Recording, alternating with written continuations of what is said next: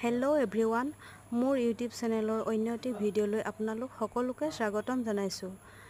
আজি মই বাঁহগাজৰ আচাৰ কি ধৰণে প্ৰস্তুত কৰিছোঁ তাৰে এটি ভিডিঅ' আপোনালোকৰ মাজলৈ লৈ আহিছোঁ। প্ৰথমতে মই বাঁহগাজবোৰ সৰু সৰুকৈ টুকুৰা কৰি লৈছোঁ আৰু তাৰপিছত ৰুকনি ৰুকি লৈছোঁ। আৰু ৰুকনি ৰুকি লোৱা খৰিচাখিনি এই ধৰণে 3 দিন মই বৈয়ামত ভৰাই ৰাখিম আৰু 3 দিনৰ পাছত বৈয়ামৰ পৰা উলিয়াই বাঁহগাজৰ যিটো পানী থাকে সেই পানীটো চেপি উলিয়াই পেলাই দিম। আৰু কিছুলোকে এই পানীটো পেলাই নিদি এই ধৰণে বনাওঁ বুলিও পাৰে, কিন্তু মই যিহেতু বেয়া পাওঁ বেছি টেঙা হ'লে, সেইকাৰণে মই পানীটো পেলাই লৈছোঁ। আৰু প্ৰয়োজন অনুসাৰে তাত নিমখ আৰু হালধি মিক্স কৰি ধুনীয়াকৈ এটা ৰ'দত শুকুৱাই ল'ম।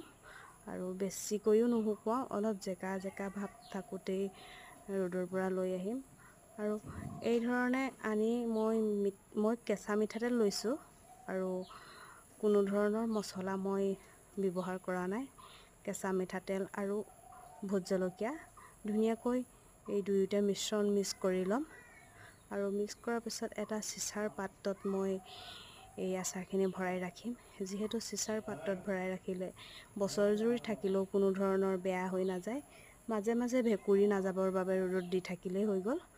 আৰু যদিহে মোৰ এই আচাৰ বনোৱা পদ্ধতিটো দেখি আপোনালোকৰ ভাল লাগিছে, আপোনালোকেও বনাই খাই চাবচোন কেনেকুৱা লাগে কেনে লাগে।